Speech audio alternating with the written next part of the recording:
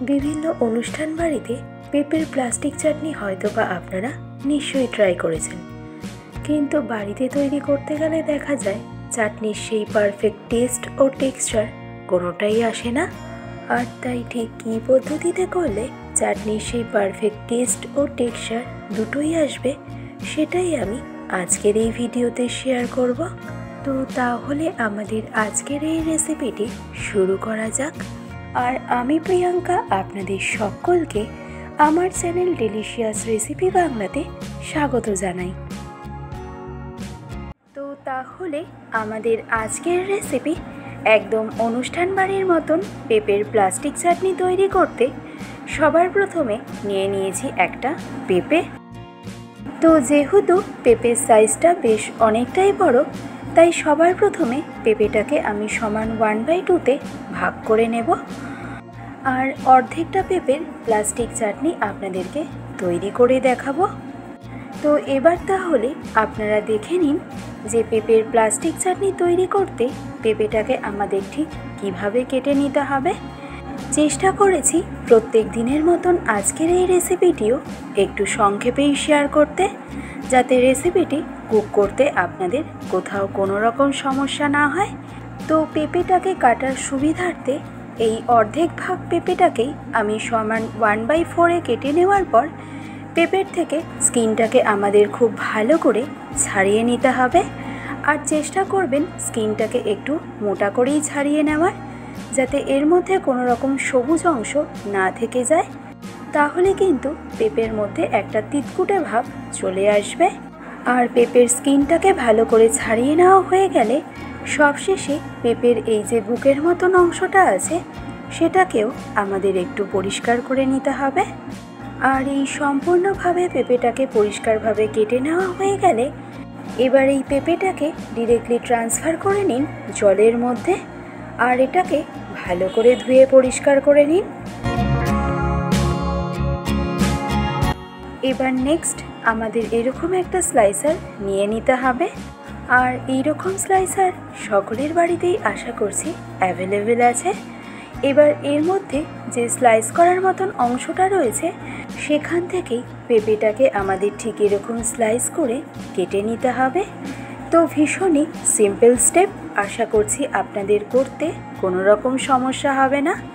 তবে স্লাইস করার সময় হাত যাতে কেটে না যায় সেদিকে অবশ্যই খেয়াল রাখবেন। তো দেখুন এই একইভাবে আমি সম্পূর্ণ পেঁপের স্লাইসগুলোকে কেটে নিয়েছি। আর এই পেঁপের স্লাইসগুলোকে ফাইনালি কেটে নেওয়া হয়ে গেলে এবার এই প্রত্যেকটা স্লাইস আমাদেরকে এভাবে একটু অ্যারেঞ্জ করে নিতে হবে। আর তারপর এরকম ছোট ছোট টুকরো করে পেঁপের স্লাইসগুলোকে আমাদের কেটে নিতে হবে। আর দেখবেন অনুষ্ঠান বাড়িতেও কিন্তু পেঁপেটাকে সাধারণত এভাবেই কাটা হয়ে থাকে। তবে এখন এই ব্যস্ততার সময় দাঁড়িয়ে যদি আরেকটু কম সময়ের মধ্যে পেঁপের প্লাস্টিক চাটনি তৈরি করতে চান, তবে সেক্ষেত্রে পেঁপেটাকে আপনারা গ্রেট করেও নিতে পারেন। তাহলে আশা করছি এর থেকে একটু কম সময়ই লাগবে, তবে পুরো কুকিং প্রসেসটাই কিন্তু সেম থাকবে। তো তাহলে আমাদের এখানে সম্পূর্ণ পেঁপেটাকে কেটে নেওয়া হয়ে গেল।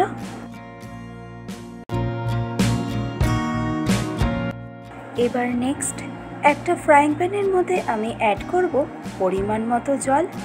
তো যতটা পরিমাণে আমি প্লাস্টিক চাটনি কুক করব সেই অনুযায়ী 1 কাপ পরিমাণেই জল আমি অ্যাড করলাম। তো মিডিয়াম টু হাই ফ্লেমে জল খুব ভালো করে গরম হয়ে যাওয়ার পর যখনই জলটা ঠিক এভাবে ফুটতে আরম্ভ করবে তখনই এই কেটে রাখা পেঁপের স্লাইসগুলোকে ডিরেক্টলি দিয়ে দিন এই গরম জলের মধ্যে। এবার ফাইনালি এই পেঁপের স্লাইসগুলো গরম জলের মধ্যে একবার খুব ভালো করে মিশিয়ে নিয়ে গ্যাসের ফ্লেমটাকে এই স্টেজে একদম মিডিয়ামে করে দিয়ে ঢাকনা চাপা দিয়ে পেঁপের স্লাইসগুলোকে একটু বয়েল করে নিন, জাস্ট 3 থেকে 4 মিনিটের মতন। ফিরছি পুরো 4 মিনিট পর।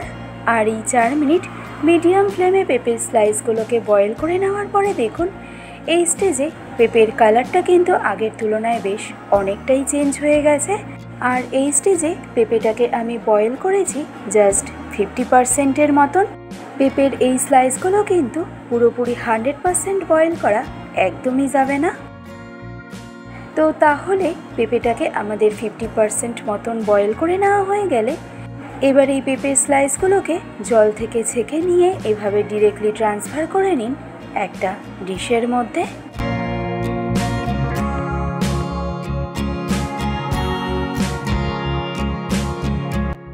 এবার পেঁপে সিদ্ধর পর পেঁপে সিদ্ধর যেই জলটা ফ্রাইং প্যানের মধ্যে রয়েছে এই জলটা কিন্তু ফেলা যাবে না, আর তাই এই জলের মধ্যেই আমাদের অ্যাড করতে হবে পরিমাণ মতো চিনি। তো আমি যতটা পরিমাণে প্লাস্টিক চাটনি কুক করব সেই অনুযায়ী চিনি অ্যাড করলাম 150 গ্রাম পরিমাণে। তো এবার আমি একটা চিনির শিরা অথবা সুগার সিরাপ তৈরি করে নেব। গ্যাসের ফ্লেমটাকে এই সময় একদম মিডিয়াম টু হাইতে রেখে ক্রমাগত নেড়ে চেড়ে একটা পাতলা চটচটে সুগার সিরাপ অথবা চিনির শিরা আমাদেরকে তৈরি করে নিতে হবে। খুব বেশি মোটা শিরা কিন্তু প্লাস্টিক চাটনির জন্য তৈরি করার প্রয়োজনীয়তা নেই। তো এবার দেখে নিন কিভাবে বুঝবেন যে চিনির শিরাটা আমাদের তৈরি হয়ে গেছে। তো তার জন্য এভাবে একটু চিনির শিরাটাকে চেক করে দেখে নেবেন।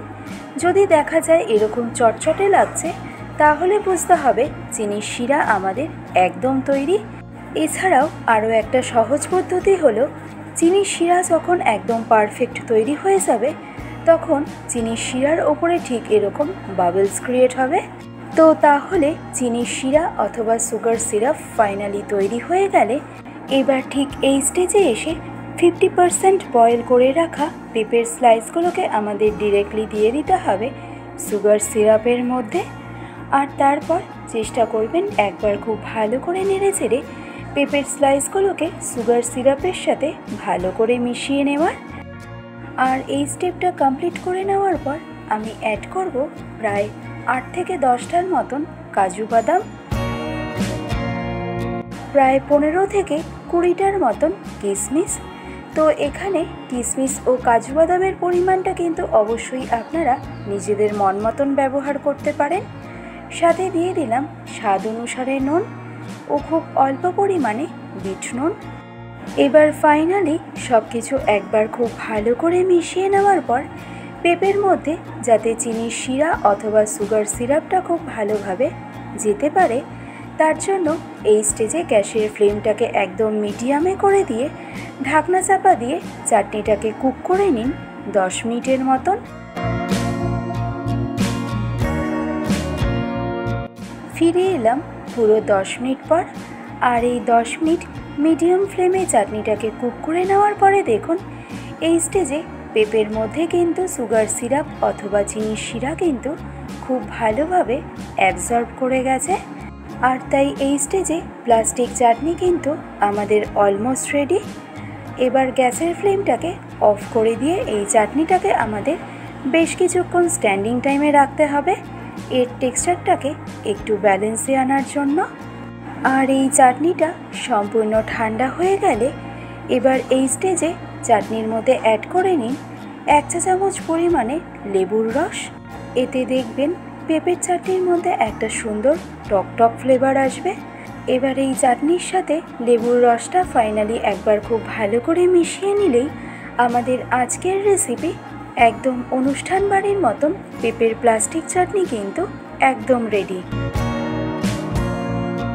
তো আমার আজকের এই সম্পূর্ণ রেসিপিটি আপনাদের কেমন লেগেছে সেটা আমাকে অবশ্যই জানাবেন। আর ভালো লাগলে রেসিপিটি এইভাবে ট্রাই করতে কিন্তু একদমই ভুলবেন না। আশা করছি আপনাদের সকলের ভীষণই ভালো লাগবে। আর এই রকম আরও অনেক রেসিপির আপডেট সবার প্রথমে পেতে চ্যানেলটিকে সাবস্ক্রাইব করতে কিন্তু একদমই ভুলবেন না। আজকের ভিডিওটি তবে আমি এখানেই শেষ করছি। ভালো থাকবেন, সুস্থ থাকবেন, ধন্যবাদ।